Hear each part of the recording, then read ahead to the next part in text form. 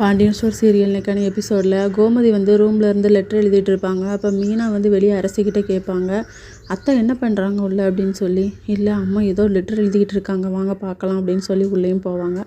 போனதுக்கப்புறமா அத்தை என்ன பண்ணுறீங்க அப்படின்னு சொல்லும்போது, இல்லை ராஜி வந்து அவங்க அப்பாவுக்கும் சித்தப்பாவுக்கும் வந்து லெட்டர் எழுதும்போது அவங்க வந்து அதை படித்தாங்கல்ல, அக்செப்ட் பண்ணிக்கிட்டாங்களே, அதே மாதிரி நானும் அவருக்கு லெட்டர் எழுதி அவர் என்னை மன்னிச்சா எனக்கு அதுவே போதுண்டி. இதனால் வரைக்கும் அவர் வந்து என்கிட்ட பேசாமல் இருந்ததே கிடையாது, கோவத்தில் கத்துவார். ஆனால் அவர் பேசாமல் போகும்போது எனக்கு எவ்வளோ கஷ்டமாக இருக்குது தெரியுமா அப்படின்னு சொல்லி ஃபீல் பண்ணுவாங்க. உங்ககிட்டயாவது என் பையன் பேசிட்டானே அப்படின்னு கேட்கும்போது, அவர் பாண்டியன் பையனாச்சு எப்படி பேசுவார், அவரும் வீராப்பா தான் சுற்றிட்டு தெரியுதாரு, ஆனால் அதை பற்றி எனக்கு கவலை இல்லாத அப்படின்னு சொல்கிறாங்க. இவர் என் லெட்டரை படிச்சுட்டு அப்படியே ஓடி வந்து உங்களை ஹக் பண்ணணுமா அத்தை அப்படின்னு சொல்லும்போது, அதெல்லாம் வேண்டாண்டி, என்கிட்ட பாசமாக பேசினாலே போதும் அப்படின்னு சொல்லி கோமதி வந்து சொல்லிக்கிட்டு இருப்பாங்க. சரி போகலான்னு சொல்லிட்டு கோமதி மீனா 2 பேருமே கிளம்புவாங்க.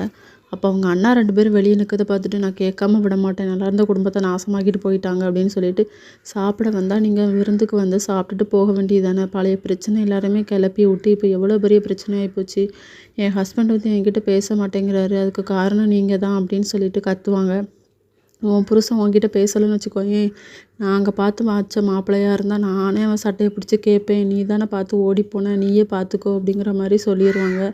உங்ககிட்டலாம் உங்கள் மூஞ்சில் என்றைக்குமே நான் முழிக்க மாட்டேன் அப்படின்னு சொல்லிட்டு கோமதி கத்திட்டு போயிடுறாங்க. இதோட இன்னைக்கு எபிசோட் முடியுது.